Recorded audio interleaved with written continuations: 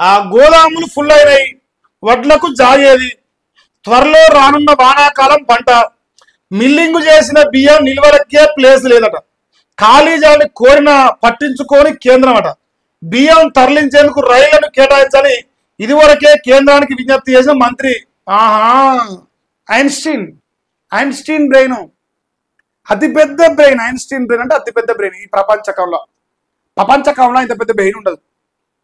ప్రపంచకంలో ఇంత పెద్ద బ్రెయిన్ ఉండదు. ఆయన ఏమంటారంటే, ఇక మరి ఇగో మా కాడ పాతది ఫుల్గా ఉన్నాయి, మేము ఫుల్ కొన్నాం, ప్లేసు లేదు, మాకు రైలు కేటాయించుర్రి, ప్లేస్ ఇచ్చి మాకు రైలు తీసుకపోతే మళ్ళీ మేము వచ్చి మేము పొడుస్తాం అని చెప్పేసి ఆయన చెప్పుకునే ప్రయత్నం చేస్తున్నాడు. కానీ వరి కొనుగోలు కేంద్రాల దగ్గర ఎంత అరిగోసపడతారో లోకం చూసింది. తడిసిన ధాన్యం మొలకలెత్తి గోస తీసిన వీడియోలు చూసినాం, ఆ రైతుల కన్నీళ్లు చూసినాం, మీ బాధ కేగలేక ధనార్లకు అమ్ముకొని నష్టపోయిన రైతులను చూసినాం. సిగ్గు లేకుండా నువ్వు ఏదో కొనే మునగాని లెక్క నువ్వు పీక్తాన్నా, నువ్వు బొడుతాన్నా అని చెప్పి ఇజ్జత్ తీసుకోకు. నేను అదొకటే చెప్తాను, చెప్పి ఇజ్జత్ తీసుకోకు. ఇజ్జత్ తీసుకునే ప్రోగ్రామ్ నువ్వు చేసేది. ఇజ్జత్ పోకపోతే ఏం పోతుంది? ఇంకా FCI గోదాముల కెపాసిటీ 22.61 లక్షల టన్నులట. ఇప్పటికే బియ్యం నిల్వలు 21.72 లక్షలు. అంటే ఇంకా కొనేది లేదంటాను. ఇంకా ఆ మిగిలిన ఖాళీ స్థలం 89,000 టన్నులకే. ఒక్కరోజు ఖరీదు కాదు. ఇప్పుడు ఈ రాష్ట్రంలో 1.5 టన్నుల వరి ధాన్యం అని చెప్తారు.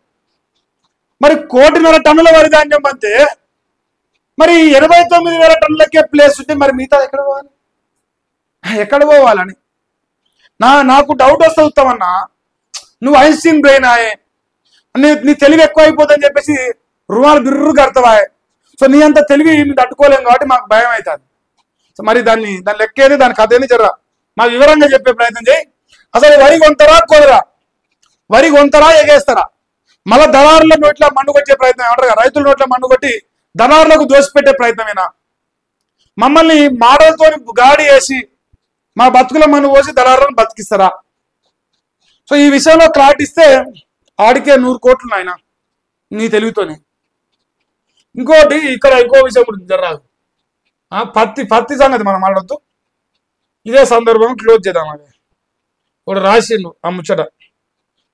ఈడ చూడు. ఢిల్లీలో మీడియాతో కేంద్ర మంత్రులు గిరిరాజు సింగ్, కిషన్ రెడ్డి ఇద్దరు మాట్లాడారట. చివరి కిలో వరకు పత్తి కొంటాం, రైతులకు కేంద్రం అండగా ఉంటుంది, పత్తి కొనుగోలును రాష్ట్ర ప్రభుత్వం సహకరించడం లేదని గిరిరాజ్ సింగ్ చెప్తున్నాడు. తెలంగాణ రాష్ట్రం పత్తిని తక్కువకు అమ్మొద్దని కిషన్ రెడ్డి చెప్తుడు. ఆల్రెడీ అమ్ముతురు నాయన, మొదటి రాష్ట్రం కాల ఆల్రెడీ అమ్ముతురు సారు. ఆల్రెడీ 5,000కు 6,000కు 6,500కు తడిసింది, ఆగమైంది, ఎర్రగైంది, నల్లగైంది తెల్ల బంగారం అమ్ముకొని రైతు కోసగిస్తాడు. మళ్ళీ ఆల్రెడీ కోసిస్తున్న మళ్ళీ ఇదే పత్తితో మాటలు. సో దయచేసి మీరు కొనేది ఉంటే, మీకు చిత్తశుద్ధి ఉంటే జర తొందరగా ప్రయత్నం చేయది. మరి వారం అంటారు కానీ మరి వారం కంటే ముందు చేయలేరా? ఇంకోటి రాష్ట్ర ప్రభుత్వం సహకరిస్తలే అంటారు. మరి ఏం రేవంత్ అన్న, నేను రైతుల కోసం వచ్చినా, నాది రైతు ప్రభుత్వం, మా నాయన రైతే, మా తాత రైతే, మా ముత్తాత రైతే అంటే అదినే. మరి ఎటు చచ్చిరు ఇలా? మీరు సహకరిస్తలేరని చెప్తున్నారు వాళ్ళు మీ మీద, మీరు వాళ్ళ మీద. అయిపోయి ఆడికే. గిరిజన భాషల్లోనూ బోధన అవసరం, ధర్మేంద్ర ప్రధానం, సమ్మక్క సారక వసతి 2 కలిపి. సో పత్తి ఈ వారంలో కొంటారని అంటురా, కానీ ఒక్క గింజ కూడా వదిలిపెట్టామంటారు. ఇది నేను నమ్మను. ఆల్రెడీ సగం పోయింది. 20% ఇప్పుడు పత్తి పోయిందా? 20% అలాగే దళాలు కొనడు, దండి సంపాదించు. ఇక అగ్గు ఒక సగోక మీరు, మన మామూలుగా అగ్గు ఒక సగోక మీరు. ఈ ప్రభుత్వాలు కూడా ఏం చేస్తాయంటే, మైలపత్తి పోయినాక కొనుగోలు సెంటర్లు ఏర్పాటు చేయవు. ఆ మైలపత్తి అంత క్వాలిటీ ఉండదు, అంత దూది రాదు. అలా కాయ గింజ ఎక్కువ వస్తుంది, దూది తక్కువ వస్తుంది. అందువల్ల దానికి సపోర్ట్ చేయరంట. దొంగలు కదా.